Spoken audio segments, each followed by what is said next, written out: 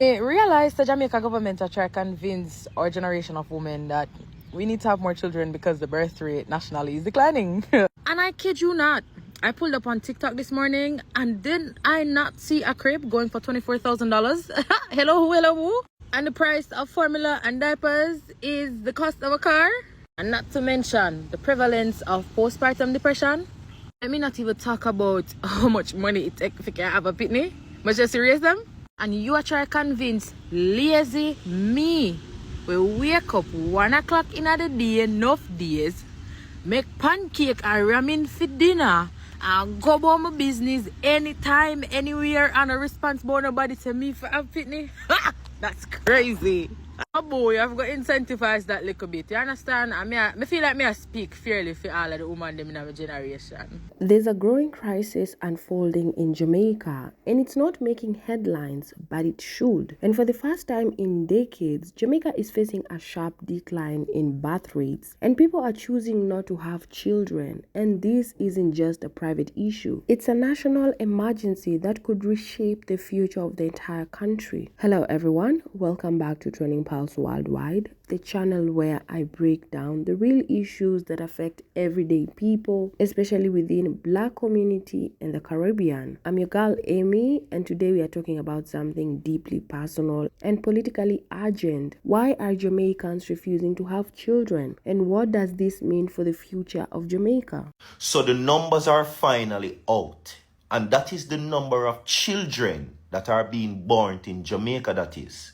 See, based on the statistics of Victoria Jubilee Hospital, the number has significantly decreased. Now, based on the report, shows that last year, 500 children were being born in Jamaica. That was reported. Compared to 2025, that number has been slashed drastically, decreasing in this year's report to 300.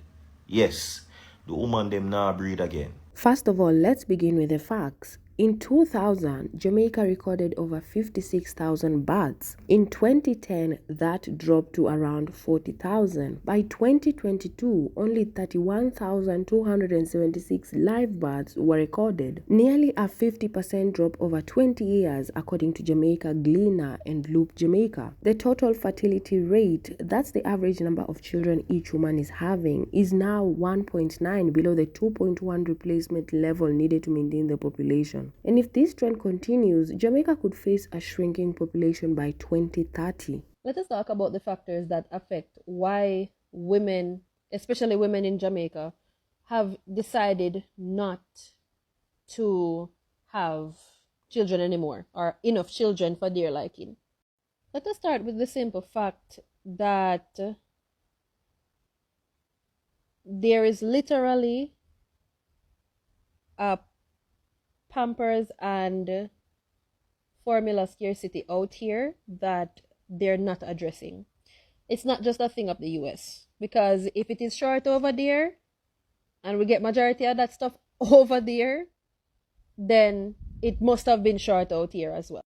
Not to mention the simple fact that it is expensive to take care of yourself as a woman out here when you are not pregnant, but to also add in all of the more complex doctor's visits, I think, that would come with being pregnant. And then if you are not going to be aided by the father, then you may as well not be pregnant. But some women still do, but it is just not a favorable situation. And the last time I checked, we weren't supposed to be getting pregnant out of wedlock. We weren't supposed to be getting pregnant before we were financially stable, which is taking longer now for the generation of adults that are out in the world, well, out in Jamaica rather, right now. If you add that to the fact that this environment regarding crime it's as if it doesn't even make sense to have children if we aren't sure if they're going to come back home. For a moment, let's explore the major reasons Jamaicans are choosing not to have children. First of all, women are choosing independence. And as you know, many Jamaican women today are educated, career-driven, and more financially aware. And for them, motherhood is no longer automatic. It's a conscious choice. And some women are choosing to prioritize personal growth, careers, and mental health before raising children or avoiding parenthood altogether. And this mindset is part of a global trend, and Jamaica is no exception. Again, one of the most painful realities in Jamaica and even other parts of the world is the number of children being raised by single mothers. And according to studies, nearly 45% of Jamaican households are led by single women. And many women say they don't want to raise children without a supportive and present partner. And this is not about blaming fathers, it's about women making decisions based on what they've seen and lived through. And apart from that, there's also a bigger issue of financial pressure and cost of living, because raising a child is expensive, and that's putting it lightly. There's diapers, formula, baby clothes, daycare, hospital visits, transportation, and later school fees, uniforms, food, housing. And Dr. Garth MacDonald, a senior obstetrician in Kingston, says many parents are delaying childbirth or stopping after one child due to economic stress. And with this inflation, low wages, and unstable jobs, it's no surprise that young people are saying, not now, maybe never. And other reasons include delayed parenthood and infertility, migration and brain drain, lifestyle choices, and mental health, because more people are openly admitting they are not mentally, emotionally, or financially ready to raise children. And some are focused on therapy, healing, or just surviving daily life before considering parenthood. There are a lot of reasons why people wouldn't want to have children nowadays, and trust me, there's a lot more than that going on. Some of it very controversial, and some of it having to do with cultural shifts as well as socioeconomic problems that we're facing in this country, one of which has a lot to do with feminism. Let me start from that point. Feminism has basically been around since the 1960s, got more popularized in the 1970s and 80s, and reached its peak in the 1990s, where we found a lot of modern women going into the workforce at an equal rate as men. However, from that time till now, we still have found that a lot of men still earn a lot more, because obviously some of the jobs that the men do are more dangerous work, and men are usually more willing to work longer hours and so forth. Women, of course, sometimes are single mothers and want to get home to their kids and all of that. But in the same breath, feminism has also allowed women to be liberal in their sexuality. And a lot of these women, during the 1990s and 1980s, were just sleeping with anybody they wanted. It wasn't really like that before. Women used to think about who they wanted to have sex with, and they would choose their partner because they wanted to have somebody who would be there for them, to be a father figure in the family that they would create. But that got abandoned during the time when, I'm telling you, feminism took over. So we find now that in our day and age, millennials and Gen Zs, many of the men especially, did not grow up with a father. So you are expressing a situation where men don't take care of their children anymore. Well, guess what? If they didn't have a good example of what a father is, what do you think is going to happen? That is one of the worst things that could happen.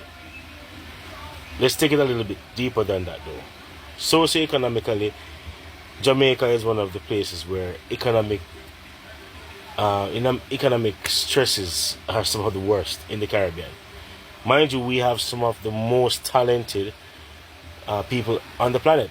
We excel anywhere in the world you put us. Any country in the world you find a Jamaican, they're in some sort of leadership position, or they're leading their field, so to speak. So we know it's not a matter of not being able to excel or being, smart or good people. But we do have a socioeconomic problem in Jamaica that mostly has to do with how our government treats the lower classes. So middle class, lower middle class, and what we'd call the poorer class. Those things must be addressed, as you said.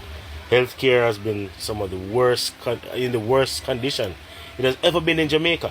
Now, this isn't just a personal decision, it affects the country. And a declining population means a shrinking workforce. An aging society means increased pressure on healthcare and pensions. And fewer taxpayers equals to less revenue for public services, entire communities and schools may close, and long-term economic growth slows down. And Health Minister Dr. Christopher Tafton warned that if the current birth trend continues, Jamaica will not achieve Vision 2030, the country's long-term national development plan. But there are a few possible solutions, but none of them are easy. First of all, offer financial incentives or child tax credits, provide free or affordable childcare, expand parental leave for both mothers and fathers, improve access to infertility treatment, encourage a shared parenting culture, invest in mental health support and community care. And some Jamaicans are also worried that the government may start relying on immigration to solve the labor shortage. And while there's no confirmation of a population replacement plan, concerns have already started appearing online. But at the end of the day, this is a turning point for Jamaica, and the decision to have children is deeply personal. Now guys, it's your turn. What do you think? Should the government step in and offer support for new parents? Are women making the right decisions by waiting or walking away from motherhood? Let me know your thoughts in the comments below, and don't forget to like, share and subscribe to Trending Pulse Worldwide for more real stories from around the world. And if you found this video thought-provoking, give this video a thumbs up. So guys, thank you so much for sticking around with me, and I'll see you guys in the next video. Bye.